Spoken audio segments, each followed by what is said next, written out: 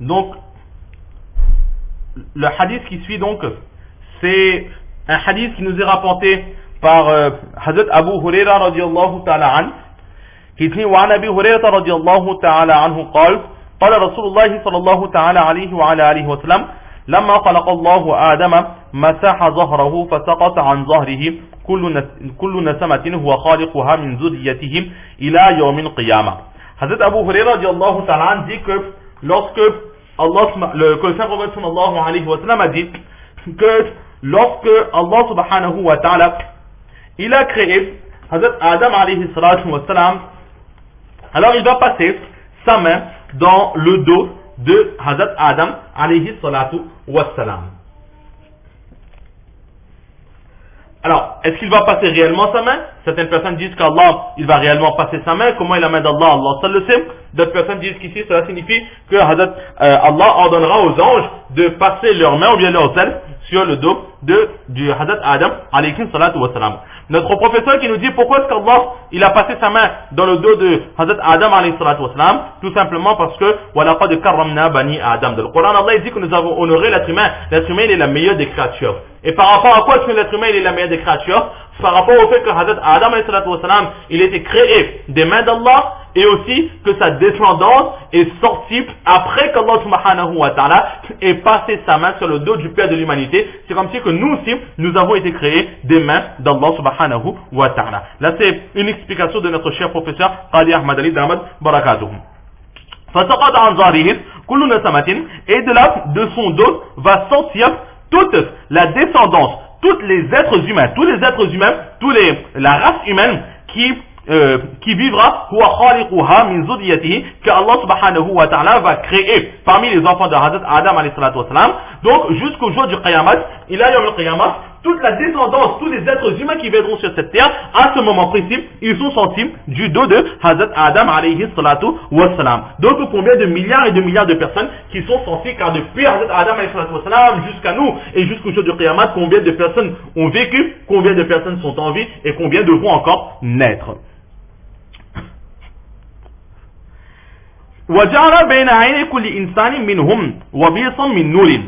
Et ensuite, entre les deux yeux de chaque enfant, de chaque être humain donc qui est sorti de ce dos, entre chaque yeux, Allah subhanahu wa ta'ala va placer une lumière.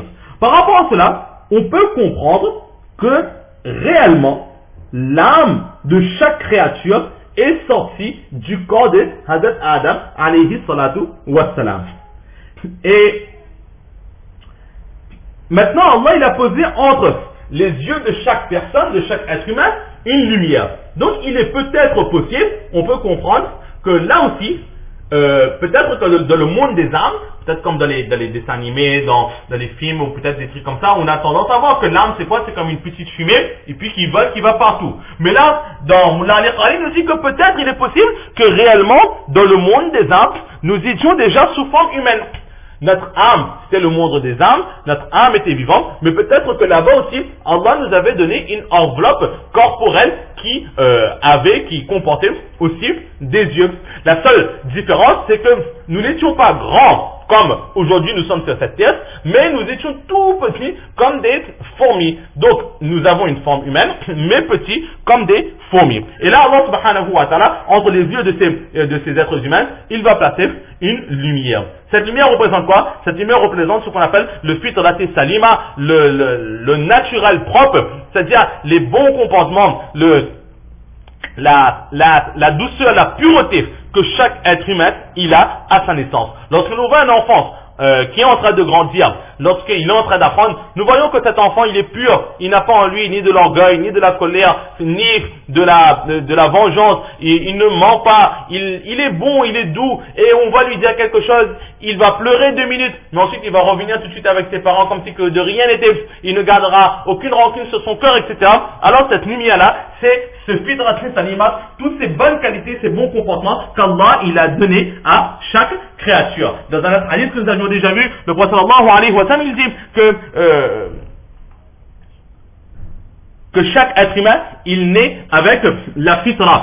Chaque être humain, il naît pur. Mais ensuite, ce sont ses parents qui vont faire de lui des musulmans, ou bien des non-musulmans, ou bien une personne appartenant à telle ou telle religion. Un hadith que nous avions déjà vu. Donc là, nous retrouvons cela dans ce hadith, cette pureté qu'Allah il a accordée à chaque personne. Maintenant, c'est à nous, de notre discernement, d'utiliser cela à bon escient et de profiter pour essayer de devenir la meilleure personne. Et ensuite, lorsque Hazrat Adam alayhi salatu wassalam, donc il va voir que de son corps est en train de sortir toutes ces personnes et qu'ils ont tous une lumière entre les deux yeux, ثم عرضهم على آدم. Allah va les présenter à Hazrat Adam alayhi salatu wassalam, فقال أي ربي. Et là, Hazrat Adam alayhi salatu wassalam dira, من هؤلاء? Oh mon Seigneur, qui sont ces personnes? قال ذريتك. Allah dira que ce sont ta descendance, c'est ta descendance. فَرَأَى رَجُلًا مِّنْهُمْ فَأَعْجَبَهُ وَبِلْسُ مَا بَيْنَ عَيْنَيْهِ. Et là, Hazrat Adam alayhi salatu wassalam, de ces milliards, trilliards de sa descendance jusqu'à la fin des temps, de toutes ces personnes qui seront là, il y aura une lumière qui va l'interpeller, qui appartiendra donc à un de ses enfants. Et c'est là qu'il dira, قَالَ أَيْ رَبِّي, et mon Seigneur, مَنْ هَذَا? Qui est celui-là? قَالَ داود. Allah dira que c'est Hazrat Daoud alayhi salatu wassalam, le prophète Daoud qui viendra plus tard. فقال أي ربي. Et là Hazrat Adam alayhi salatu wassalam dira, oh mon Seigneur, كم جعلت عمره? Oh Allah, quel âge, combien de temps est-ce que tu lui as donné la permission de rester en vie? قال 60 سنة. Allah dira qu'il vivra 60 ans. قال ربي. Hazrat Adam alayhi salatu wassalam dira, oh mon Seigneur, زده. Non, 60 ans c'est trop peu pour lui. Donne-lui, augmente son âge. Mais comment est-ce qu'on va augmenter son âge? زده من عمري 40 سنة. Enlève 40 années de ma vie et donne-lui de ces 40 années.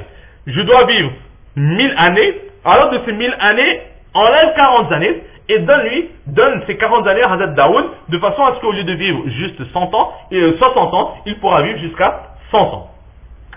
Et là, c'est la discussion qu'il y a eu entre Hazrat Adam et Hazrat Allah subhanahu wa ta'ala. Maintenant, une question se pose, c'est qu'il y avait toute la création. Mais pourquoi est-ce que Hazrat Adam alayhi salatu wassalam, il n'a été interpellé que par Hazrat Daoud alayhi salatu wassalam, un seul prophète?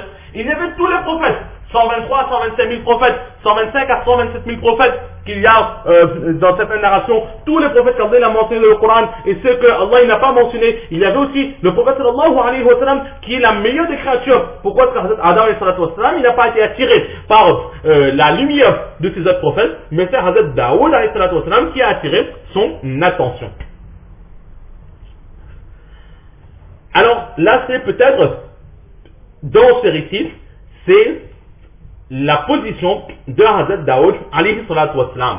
Là, c'est les honneurs, le respect que Hazrat Daoud alayhi salatu wassalam, il doit avoir. Mais pour autant, on ne pourra pas dire que Hazrat Daoud alayhi salatu wassalam, il est supérieur à tous les autres prophètes, et même de notre prophète Muhammad Rasulullah sallallahu alayhi wa sallam. Le meilleur des prophètes, c'est notre prophète sallallahu alayhi wa sallam. Mais là, c'est une qualité, une seule des qualités que Hazrat Daoud alayhi salatu wassalam, il avait, qui a attiré l'attention de Hazrat Adam alayhi salatu wassalam. Mais cela ne veut pas dire que de toutes les qualités, Hazrat Daoud, il dépasse tous les autres prophètes. Dans ce domaine-là, dans ce cas concret, Hazrat Daoud, Allah l'a honoré, lui a montré de la valeur. Mais dans d'autres points, d'autres prophètes ont plus de valeur que Hazrat Daoud alayhi salatu wassalam. Les prophètes aussi, ils ont un degré précis. Allah, il a honoré certains plus que d'autres. Donc là, ne pas dénigrer les autres prophètes. Dans ce cas, Hazrat Daoud a été honoré, mais dans d'autres cas, ce sont des autres prophètes que l'on parlera. Et aussi, peut-être que Hazrat Daoud a attiré l'attention de Hazrat Adam alayhi salatu wassalam, parce qu'ils ont tous les deux un point commun. Les autres prophètes, Allah les a appelés Nabi, les a appelés Rasul dans le Coran. Mais Hazrat Adam alayhi salatu wassalam, Allah lui a donné le titre de représentant d'Allah sur terre. Et rappelez-vous, lorsque votre Seigneur a dit aux anges, Inni ja'ilun fil ardi khalifa, que je vais envoyer sur terre un représentant. Le terme khalifa a été employé. Et Hazrat Daoud alayhi salatu wassalam, lui aussi, il a reçu le même titre. Ya Daoud, oh Daoud, inna ja'alnaka khalifatan fil ard, nous avons fait de toi un représentant sur cette terre. Donc par rapport à cette similitude, qui se ressemblent, s'assemblent. C'est pour cela que Hazrat Daoud a attiré l'attention ou Hazrat Adam a eu son attention attirée a été attiré par Hazrat Daoud alayhi salatu wassalam. Maintenant, le fait que le prophète sallallahu alayhi wa sallam n'a pas été choisi par cela, certaines personnes disent qu'il est possible qu'à ce moment le prophète d'Allah sallallahu alayhi wa sallam